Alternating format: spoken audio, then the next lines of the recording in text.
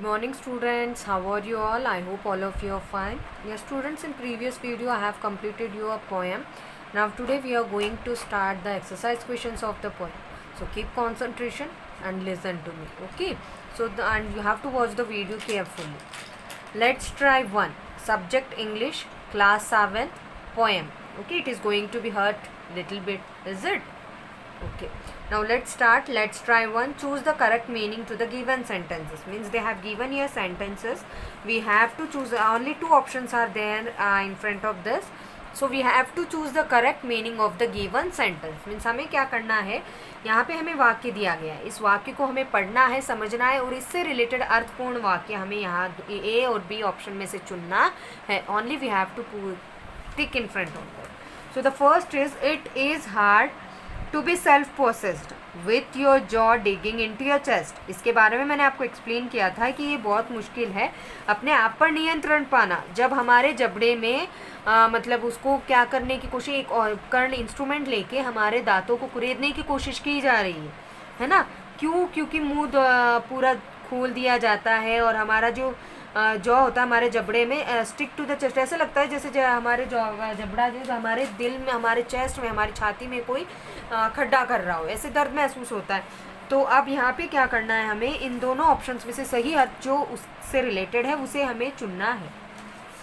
It is difficult to be dignified with mouth wide open so that the jaw touches the chest.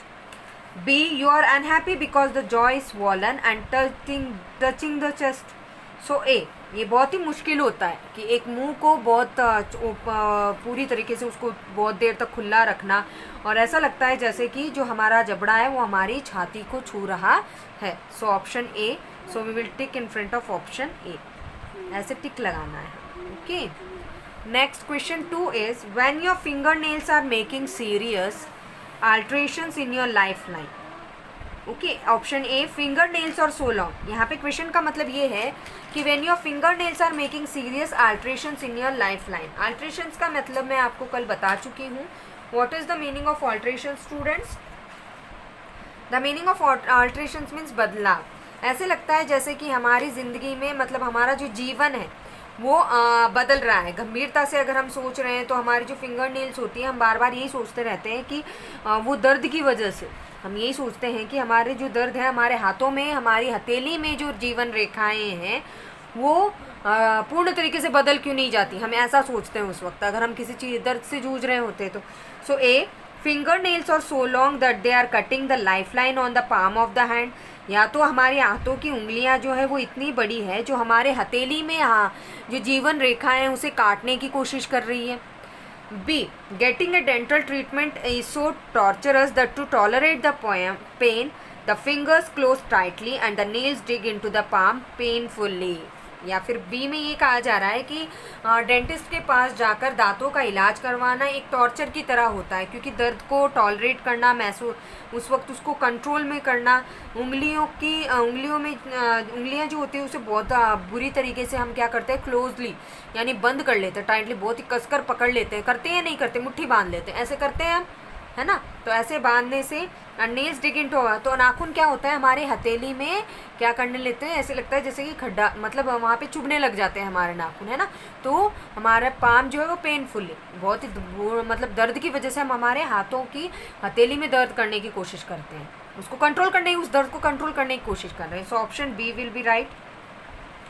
Next, your mouth is like a section of road that is being worked on. जब हमारे मुंह खोल के उसमें काम किया जा रहा हो, जैसे कि हमारे दांतों का इलाज होता रहता है, ऐसा लगता है जैसे कि कोई रास्ता दिख रहा हो. A, the dentist clutters up the mouth with stone crushers, concrete mixers and steam rollers. B, the dentist uses instruments which feel like crushers, mixers and rollers and are painful. Option B. Question number 4, some people are unfortunate enough to be strung up by thumbs. Okay, यहाँ पे ये कहा जा रहा है कि हाँ कुछ लोग ऐसे होते हैं जो मतलब अपने दुर्भाग्यवश क्या होता है उनके साथ, वो किसी चीज़ को क्या करता है, स्ट्रंग अप द थम्स. स्ट्रंग अप का थम्स का मतलब होता है यहाँ पे जो पॉइंट है वो महसूस कर रहा है। क्या महसूस कर रहा है? अपने दुर्भाग्य को वो महसूस कर रहे हैं कि जब हम यहाँ पे आते हैं तो एक डेंटिस्ट जो होता है उसके पास सिंपैथी नहीं होती। वो मतलब वो क्या करने की कोशिश कर रहा है? व्यक्ति के साथ फोर्सेबली यानी दबाव डालकर वहाँ पे काम करने की कोशिश कर रहा है। तो पीपल मतलब वो बार बार क्या कर रहा है? जहाँ पे दर्द हो रहा है वो अपने अंगूठे से उसको छू छू के उस दर्द को ज़्यादा बढ़ाए जा रहा है ना।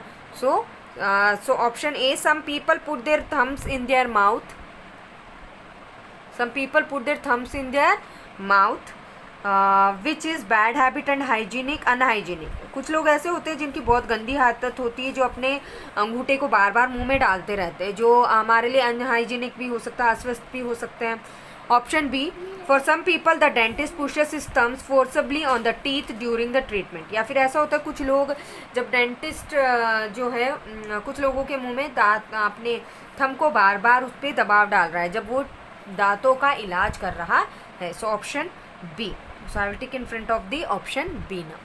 Next is question 5, that will be all but it isn't because he then coats your mouth from cellar to roof. That will be all, ये सब कुछ सही है, but it isn't because he then coats. ऐसा क्यों होता है कि जब मतलब जब सब कुछ वो देख चुका है, सब कुछ ठीक करने की कोशिश कर रहा है, तो तभी वो क्या करता है? ही देन कोट्स योर माउथ, वो आपके दांतों को कोट मीन्स कोशिश कर रहा है कि वो चारों तरफ से अपने आपके मुंह के जो दांत हैं उन्हें साफ़ कर सके। और from cellar to roof, cellar का मतलब होता है कि जैसे कि हमारे दांतों की जो नीचे की जो ज़मीन होती है ना, जैसे जो जबड़ा होता है हमारा, जो मसोड़े होते हैं, जो गम्स होते हैं, उन्हें भी वो साफ़ करने की कोशिश कर रहा है। चाहे ऊपर हमारे दांतों के ऊपर की परत हो या नीचे से, वो पूर्ण तरीके से उन्हें साफ़ करने की कोशिश करता है।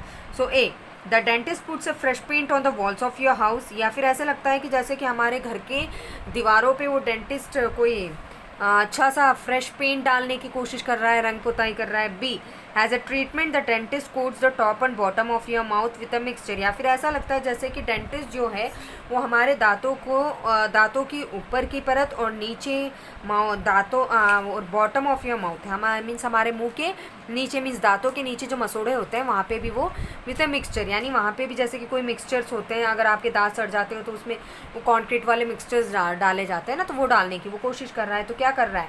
Option B. So I will take in front of option B in these way. Okay students, I hope you have understood this. Now let's see, let's try to what they have given. Choose the correct option. Means again there are questions, we have to read there are 4 options you can see here in the textbook. We have to choose the correct option. The first one is one thing that the poet likes the least is, सबसे मतलब एक ऐसी चीज़ जो कवि जो है बहुत ज़्यादा कम पसंद करता है।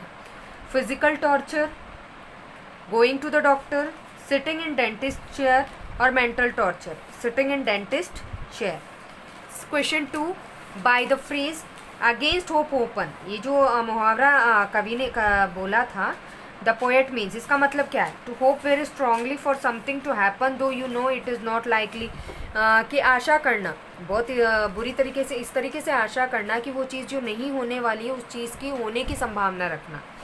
B, hoping for a miracle to happen, या फिर आप ये सोच रहे हो कि कोई चमत्कार होने वाला है, आशा कर रहे हो आप। See, hoping for something that you have wanted for a long time, या फिर आप आशा कर रहे हो लंबे समय तक किसी चीज़ के होने की।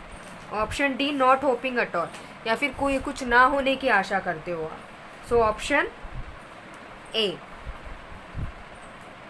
Okay, next question 3, in the poem benignity means, कविता में बिनिग्निटी का क्या मतलब है? Unkindness, selfishness, warm heartedness, jealousy, warm heartedness. So option C. Next is question number 4, in the poem stone crushers, concrete mixers, drills and steam rollers are compared to. यहाँ पे poem में stone crushers means जो चट्टानों के पत्थरों को छोटा छोटा करती है वो मशीन, कॉन्क्रीट मिक्सचर्स जो मैंने आपको बताया था जिससे हर एक चीज़ को मिक्स किया जाता है, ड्रिल और स्ट्रीम रोलर, रोलर का उपयोग यहाँ पे किस चीज़ से तुलना की जा रही है? हैवी मशीनरी से, रिपेयरिंग ऑफ रोड से, पोएट्स टीथ और dentist instrument. Option D, dentist के जो उपकरण हैं उनसे इनकी तुलना की जा रही है। Next question 5, the poem this is going to hurt just a little bit is written by, ये पोएम किसने लिखा है? A, William Wordsworth, B, Henry Wordsworth Longfellow, C Ogden Nash, B Rabindranath Tagore. Option C Ogden Nash. Okay, next question 6, the poet compares the dentist to a. Poet ने मतलब कवि ने जो dentist doctor है, दांतों का जो डॉक्टर है, उसकी तुलना किससे की है? ए बियर, बी गोट, सी विजन, डी वुल्फ। बियर भालू से की थी, फेमिनिन भालू से की थी, जिसे उर्सा कहा जाता है रोमन भाषा में, है ना।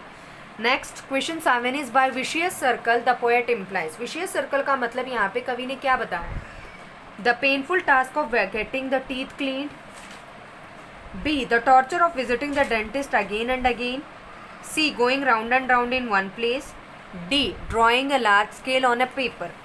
एक ऐसा दर्दनाक टास्क हमारे सामने आ जाना जैसे कि दांतों की सफाई, बी या डेंटिस्ट ने हमें बार बार टॉर्चर कर रहा है कि आपको बार बार यहाँ पे आना होगा, सी राउंड एक ही स्थान पर बार बार वहीं पे घूमना, डी या फिर कोई पेपर में एक सर्कल, बड़ा सा circle banana.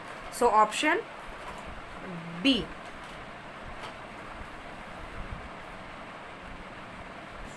Next is question number 8, the poem by Ogden Nash can be termed as. यहाँ पे जो पोएम ऑगडन नाश ने लिखा था वो किससे संबंधित, मतलब कैसे टर्म किया जा सकता है? एक बोरिंग है, कैसा लगा आपको, किस तरीके से आप उसको दर्शाओगे? ए बोरिंग है, बहुत बुरा, मतलब परेशान हो गए हम इसे देखते हुए, बोर हो गए हम। बी सीरियस, बहुत गंभीरता वाली बात थी। सी सैड, मतलब दुखद वाली बात, ये दुख जो हो जाता है वैसी कविता थी ये। या फिर डी ह्यूमरस, या फिर हास्य वाली, जो हास्यपूर्ण जो होती हैं, जैसे कि बहुत ज़्यादा मजाकिया जो पोएम्स होते हैं कहीं ऐसे, तो वैसी वाली। So humorous. So option D is the right answer. I hope students you have understood this. So learn and write these question. Let's try one and let's try two in your textbook. But those students who are not having the textbook, please fill in your fair notebook. Okay, have a nice day.